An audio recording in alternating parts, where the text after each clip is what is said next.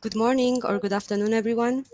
Thank you very much for joining us for this webcast on how to future-proof legacy data from IDMS business systems.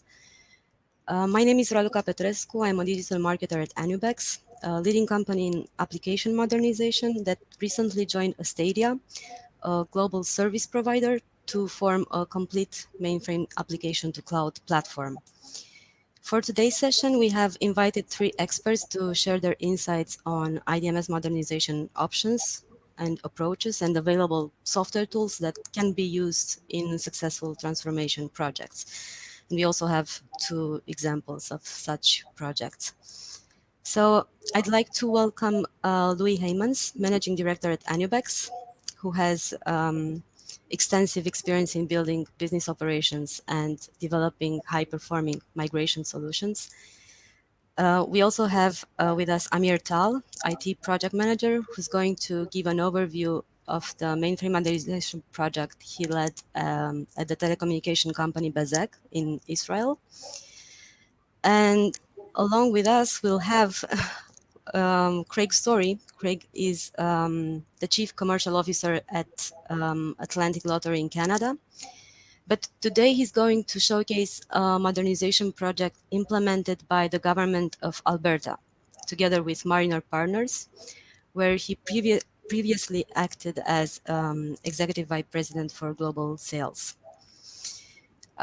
Before moving on, I would like to invite you to leave any questions you might have in the questions box, and we'll do our best to address them at the end of the session or in a follow-up email.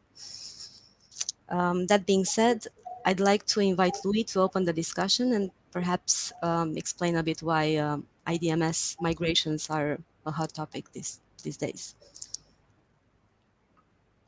Okay, hello everybody. Can you see my presentation, Raluca? Yes. Okay. So my name is Louis Heymans. I'm the Managing Director of Anubex, but Anubex now, in fact, is Astadia. We merged 10 weeks ago. So although on certain slides you might still see the name of Anubex, we are Astadia. Okay. I'm with the company for almost 30 years. So during that time, I encountered a lot of companies with different technologies.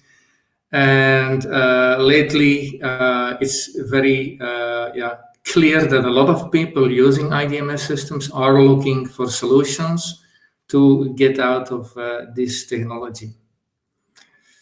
My first few minutes is about why migrate from IDMS and why now. So wherever we go or whenever we speak to people with IDMS systems, it's clear that we're not speaking about systems that have been developed yesterday. And it's also clear that these systems still support core business. Now, when you want to replace this, what we also found out is that there are no commercial off-the-shelf solutions for this type of business or applications. And in many cases, they are too big to redesign. So the real solution, in fact, is to do a one-on-one migration to preserve the functionality and to remove the dependency on IDMS. Now, we have been talking and dealing with companies that first tried to redesign many years ago. Some of them spent millions of dollars, and then in the end, finally, they came to us to help them out and migrate them away from the IDMS.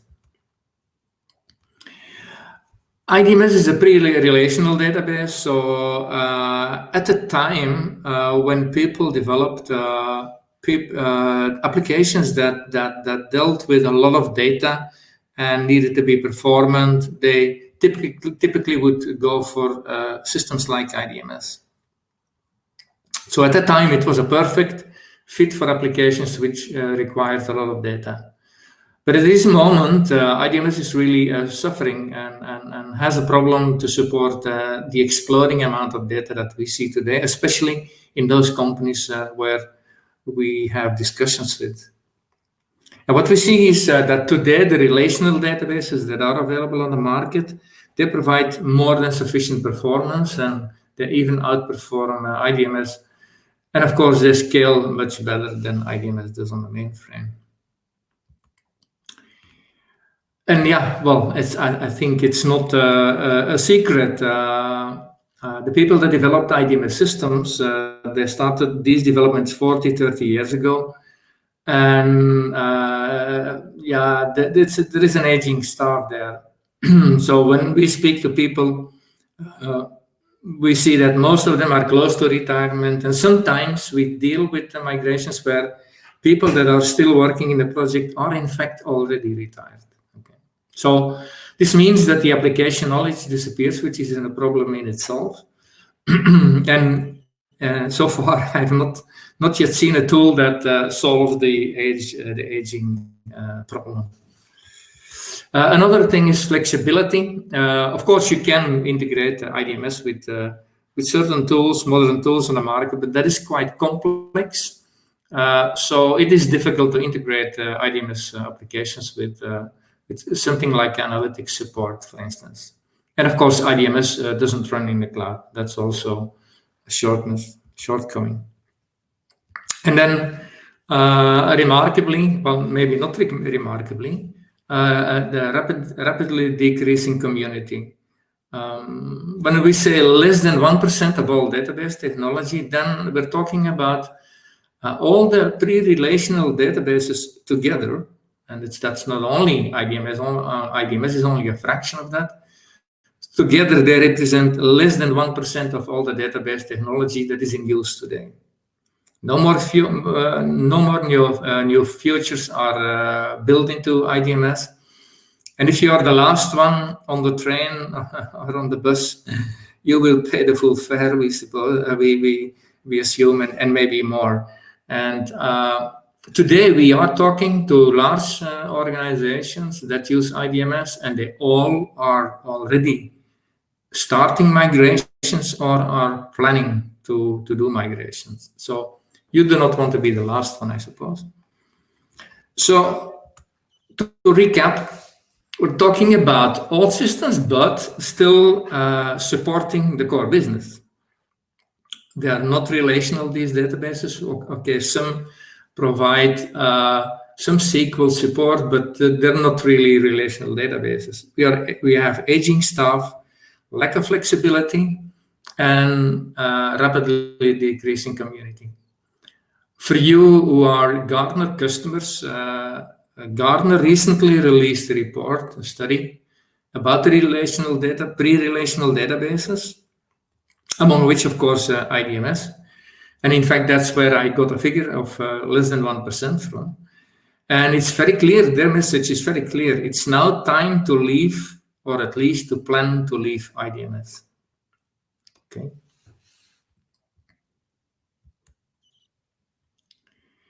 Now, when you want to get out of the IDMS technology, you have two options, or you can stay on the mainframe. You can remove all the IDMS, or some call it CA technology tools, or you can go to a distributed environment or to the cloud.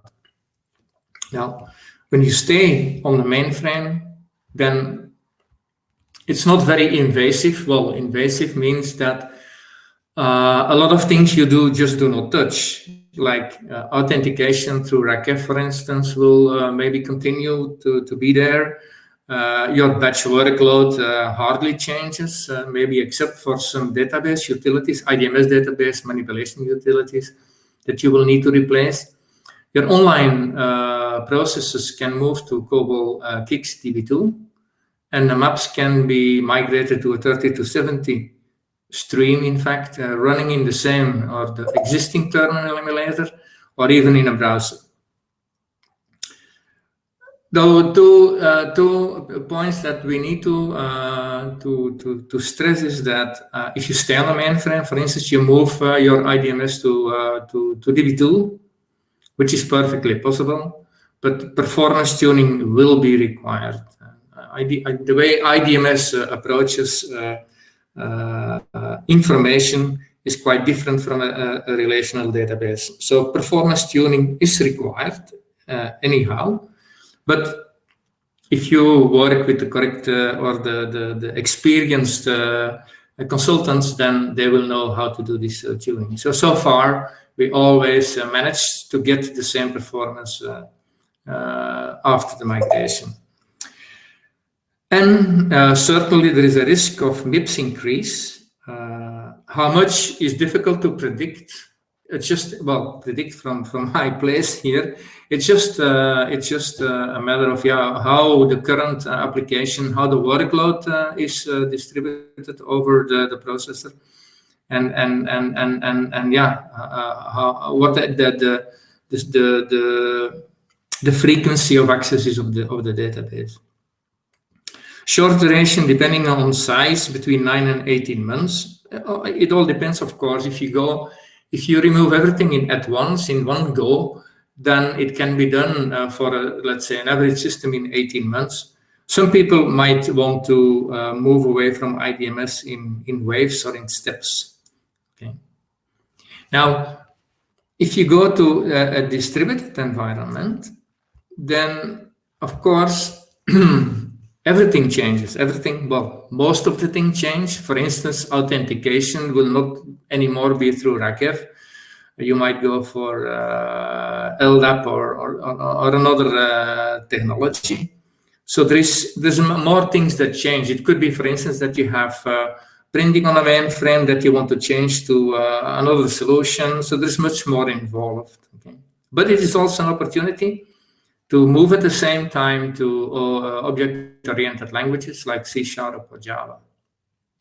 And there is a wide choice of RDBMSs available, and certainly a wide choice of open source tools that allows you to do a lot of things like DevOps, which is easier than on the mainframe if you move to open systems. And you have the advantage of horizontal scalability, which by definition improves the performance, of course. And again, I was talking about a one-to-one migration. So it's more like a technical migration. But once you're off the IDMS technology, you can really start implementing microservices and things like that. And the medium duration, depending on size of such a migration, is between 12 and 24 months. Again, depending on whether you want to move in one, and the word is maybe not the right word or a scary word, big bang, or in a phased approach. Okay, now and that is where the strength of Stadia, Anibix Stadia is. Automation is the word that we use all the time. And why is automation essential? It's very clear. IDMS systems that have been built over the past 30, 40 years, they are large systems. And for us, what is an average system, for instance? I show some metrics there. Hundreds of files or IDMS records, more than 500,000 lines of ADSO, more than 5 million lines of COBOL, more than 500,000 lines of JCL. That is what we call an average system. Yeah. If you want to migrate that in a few months' time, having it up and running on the target environment, you need automation. You need tools that automate to a large extent all these artifacts, to transform all these artifacts. Moreover, testing should be largely automated. Yeah. If you can automate, and that's what we do, if you can, to a large extent, automate the testing, then you can keep the testing in a very small team. We use the method tracing on a real production environment or a reference test environment, and then replay. Now, the replay can be done over and over again by a very small team that even has no knowledge about the application. That makes the whole thing, the fact that the transformation of the components or the artifacts plus the testing to a large extent is a repeatable process and can be done in a very fast way. Now, Big Bang versus phased approach. Well, Big Bang, again, the name is a bit scary, but Big Bang has some advantages over phased approach, but in certain cases, There's nothing else possible than a phased approach. The Big Bang is, you work towards one moment where you switch everything at the same time to the new technology. When you do it in a phased approach, then it's maybe required to build bridges between old and new, and that will also take time. Now, automation means 100% automated, and what we mean by this is, and with this slide, I will end my presentation, but only look at the right-hand side, the column where we show the conversion rate or the transformation rate. There you see what we mean by 100% automated. And you will immediately say it's not 100%, well, it's 99. And okay, that is automation. If not, if you have to transform millions of lines of code, I mean, it will be difficult. You really need to go that far in automation. And with this, I would like to give the stick to Craig. Craig, please. Okay, thank you. And good morning and afternoon. I'm just going to share my screen here, and hopefully this works. All these multiple platforms in this COVID world we're all getting familiar with. So hopefully you see that title slide. Is that correct? Yes, we can see it. Perfect. Okay. Well, just for a little additional context from what Raluca had shared at the time, my experience here with Alberta Justice and Solicitor General, I was the president of Mariner Innovations, and we were an IT services firm in Canada that was migrating its own business towards IT modernization. And we had been working with the government of Alberta for a couple of years before they issued an RFP. So my time there goes from early stages with Alberta to an RFP response to collaborating with Anabex, now Stadia, to deliver this program. So that's just a little more perhaps color commentary.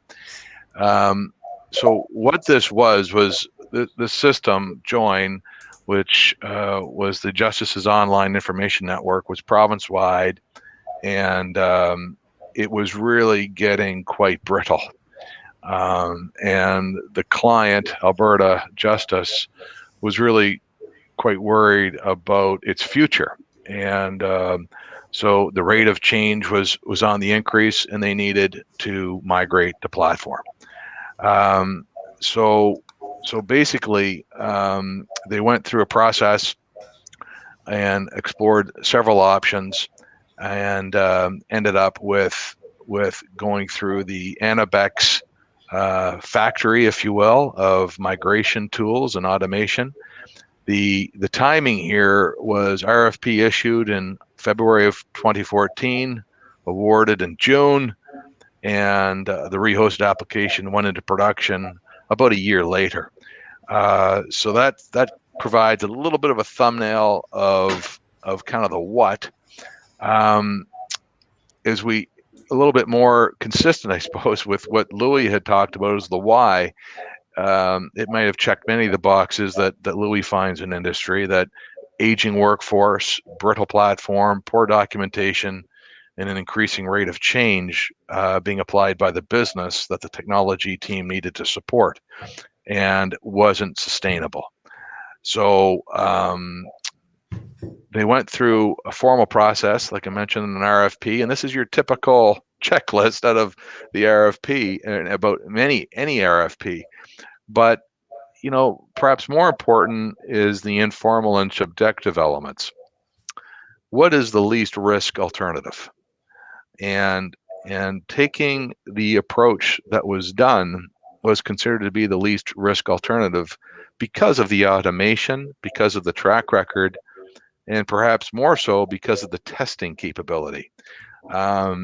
Many organizations that I have had the privilege of working with share one common deficiency, and that is test cases and documentation. And it's much like maybe in our own personal lives when we do a job, Could be carpentry, it could be anything. The job gets done, code gets developed, but documentation always suffers. And it's like putting your tools away at the end of a job. It's that last mile effort, because of demand and capacity are always out of whack. Documentation and test cases never become as rich as they probably need to be, just for the war of increasing demand. Now, what the test match was able to do was to really provide that testing utility and not rely on dated or out of date or incomplete or non-existent documentation. It provided a huge baseline for confirmation of the target environment. Another element here was the notion of like for like, wanting to ensure that what happened at the end of the day in the target environment was consistent with what was in production. And that's where, again, where automation is a huge enabler. And perhaps often underestimated is cultural fit of who you work with. And I think, you know, that fit of personality and alignment to a cause is, a key criteria of success. And I think all those passed the gates for, at the time, Anabex and Mariner to be selected to do this project. So away we went. And basically, in summary, the best in class automation and testing capabilities were really put to the test. Again, testing. Um, as Louis shared earlier, a very, very high degree of automation happened across the board. And it wouldn't have been possible to do this on the timeline or with a level of quality that was experienced. And here on the left, you'll see a little bit of the technical details of the volumes and the system attributes that I don't need to repeat, but I provide you that kind of context of how small, medium, or large was this relative to your environments. And then perhaps, I think this is my last slide, some challenges and lessons learned. Performance baselining is key to objectively measure target performance, and I think this is an area that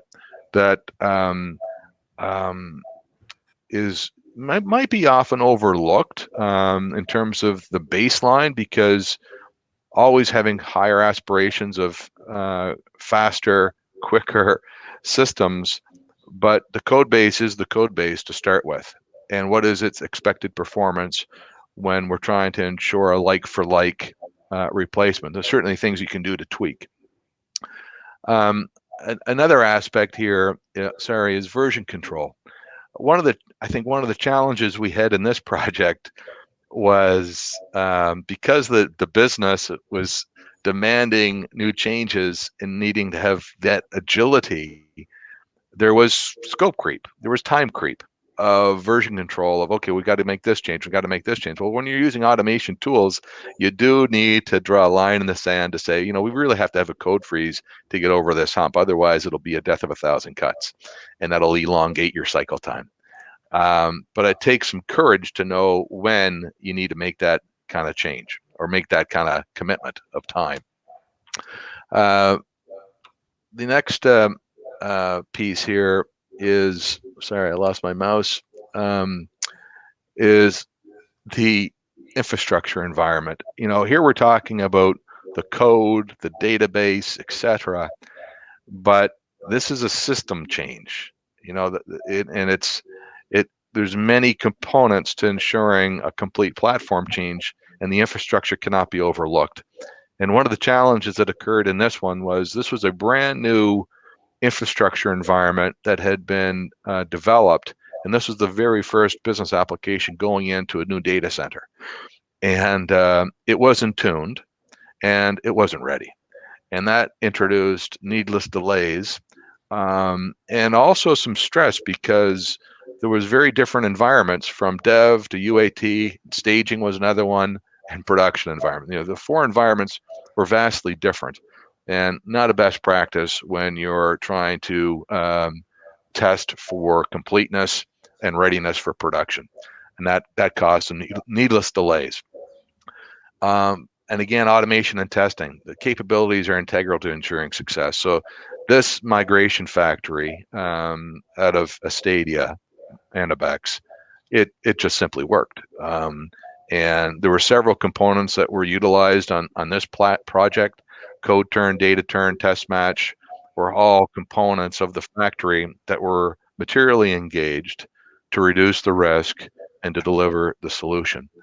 And I don't think there was maybe an appreciation for the value of some of that at the early outset, but it was definitely proven.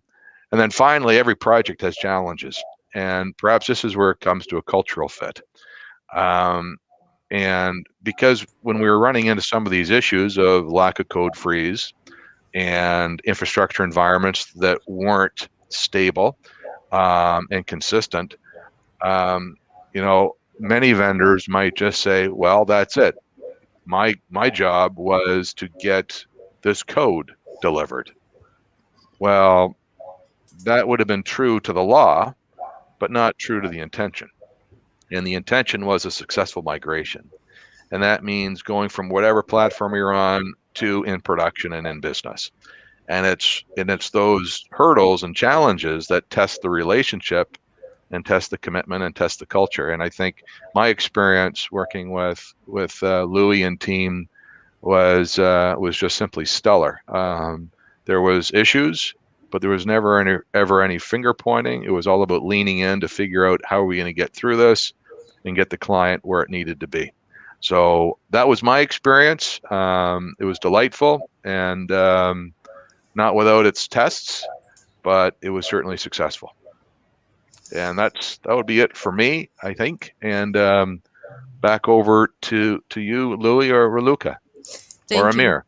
Thank you very much, Craig. Yeah, this was very insightful, especially the challenges and lessons learned section. I think it can provide a lot of value to any team preparing a similar project.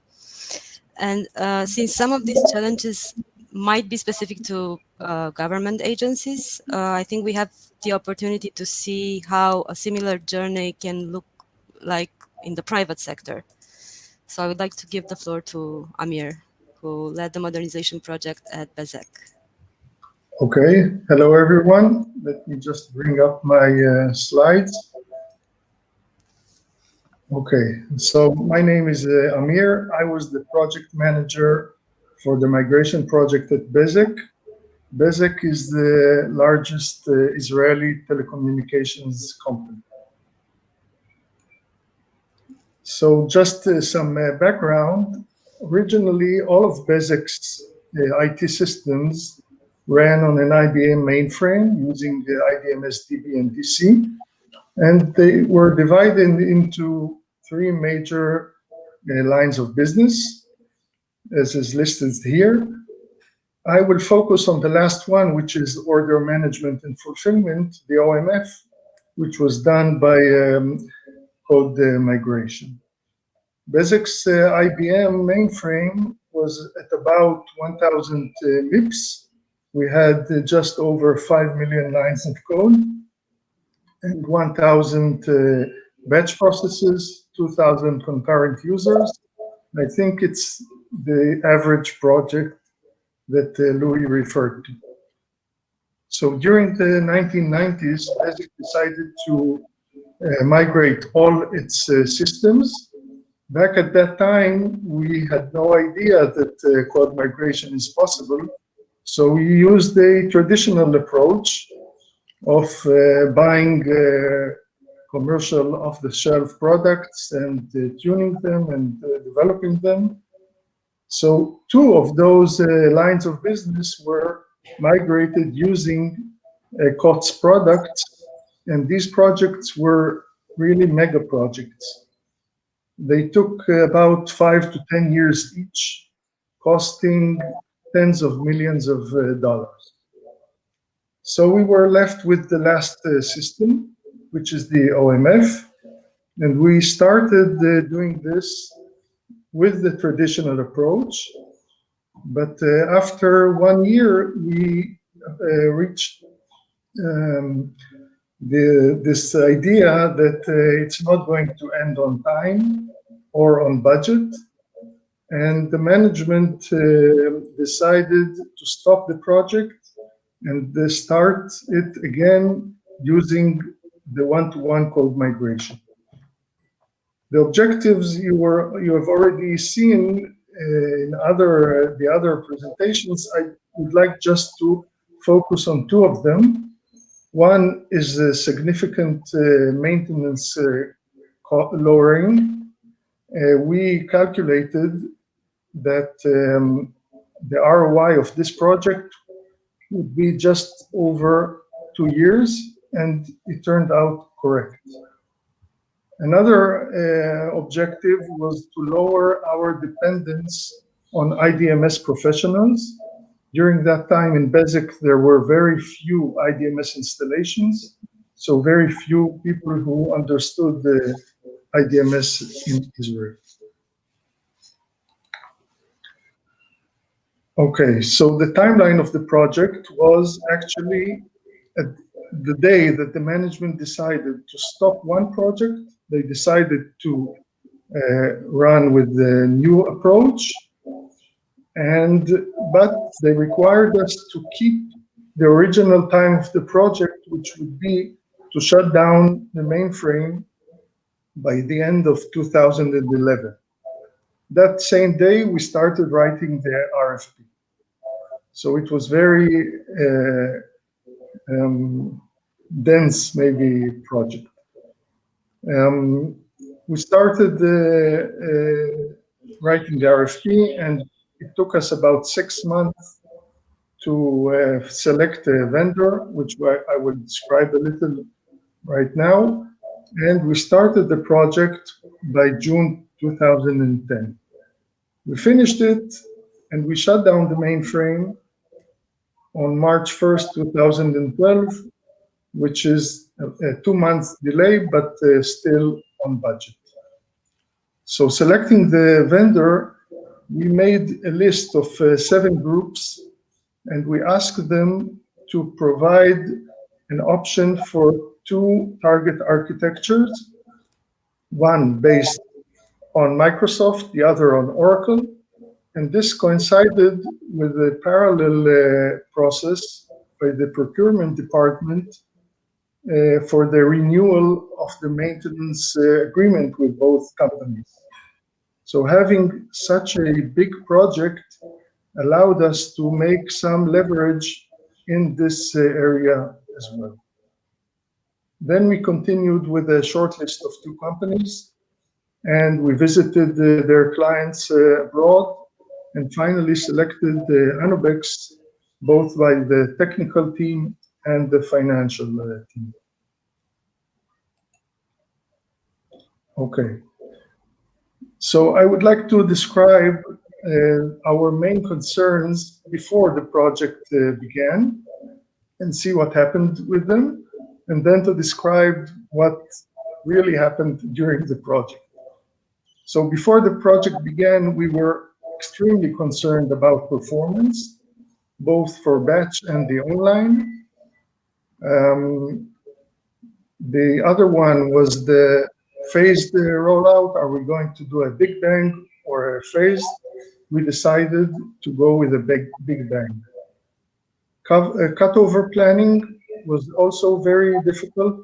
Basic systems work 24/7. And we're not allowed to do any work on Saturday, meaning that it really makes the cutover very, very short. There was a question about rollback. We decided that we're not going to plan for any rollback after the switchover, only if we fail during the switchover itself. But afterwards, we decided not even to plan for one. As was mentioned earlier, we were not sure that we had all our source code. The system was very old, very poorly documented. So this was another concern. The same goes for test scenarios. We had very few test scenarios for the online, and none at all for batch processes. Another one was the development cycle, which we had to continue developing throughout the duration of the project. We were not sure how this would work during such a project. And the last one that I noted here was how would our internal teams cooperate with Anubex, since they were, afraid they may lose their jobs at the end of such a project. But all of these turned out to be okay, mainly because we had I think, a good mitigation plan. And of course, Anubex experts, their methodology, and the tools that they brought to the table. And I would like to note especially the automated test tool, which helped us overcome the issue of the scenarios that did not exist. The last slide, I would like to explain about some surprises that we encountered during the project and the difficulties. So first of all is the batch testing. We late at the project, we came to a conclusion that we could not use an outside team to test all our batch processes, and we had to rely very heavily on our development team. Another one was that we found out that we gave Anubex a wrong set of source code for some of our screens, and this was also discovered quite late in the project, but somehow they were able to overcome this.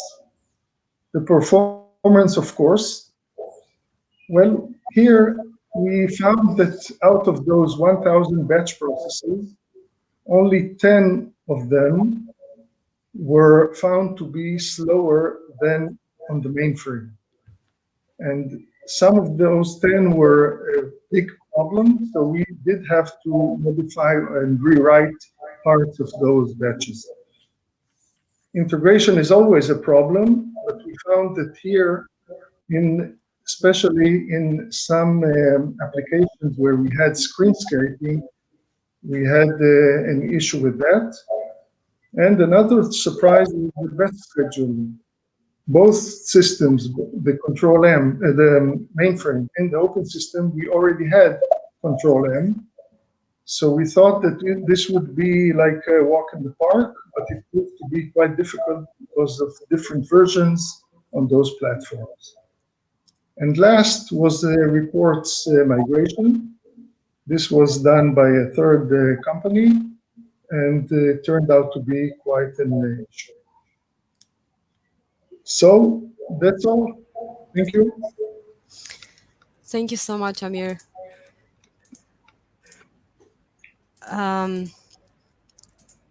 Actually, just in time, because we're getting closer to the end of the session, and we also have a few questions. So I would like to invite our guests to maybe pick up some of the questions we have in the box, in the question box. I think the first one is related to the examples of the case studies we've been talking about. The examples only relate to a migration from mainframe to cloud. Are there examples of a migration where the application stays on the mainframe? Can you hear me? Yes. Yeah. Well, yeah, we have done IDMS migration staying on the mainframe, and currently we are about to start a large migration for one of the largest car makers in the world, and maybe also one of the largest IDMS users in the world. And we will migrate them from IDMS to COBOL Kix DB2 on the mainframe. For the Ministry of Finance in France, in 2005, we did a large migration, also staying on the mainframe. So we have examples of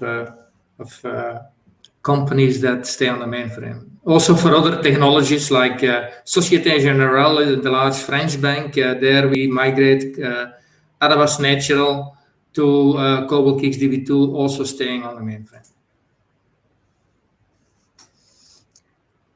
Okay. There is another question for Amir. Size of the IDMS database in Bezek. Do you remember that, Amir? I will answer this. So we had this, the IDMS database had 2,000 records. I don't know its size in gigabytes. I don't remember it. We had just over 5 million lines of codes, 1,000 MIPS for the production environment, 200 for the test environment, and that's it. Okay. Thank you. And there's a question about code turn. Louis, I think this one is for you. Does code turn support the retrofitting of code to allow business change to continue during long transformation projects? No, it doesn't support retrofitting code. No. But just maybe one thing. Maybe just now that I read the question again. So during the transformation project, people just continue to develop in IDMS. They don't need to stop developing because, as I said, it's a fully automated or a largely automated process. So from time to time during the project, suppose a project takes 24 months, then during those 24 months, we will at a regular basis refresh what we call a snapshot with which we work, meaning that we take the latest components that represent the system that is at that moment in production. So, in fact, Amir touched it a little bit, or Craig. You can continue to work, develop until very late in the project. So usually there's a code freeze of 4 weeks. More code freeze for data structures than for code itself. But let's say you have to take some time. But even then, customers continue to develop because we do not only migrate the production environment or sources that represent the production environment, but we also migrate the development environment. Of course, you don't need to test it because it was not tested yet on the mainframe. So we migrate the development environment, and so there is no reason to stop developing during the migration project. Only for what is in production, we ask people not to put new things in production, let's say the last days before the go live. Thank you, Louis.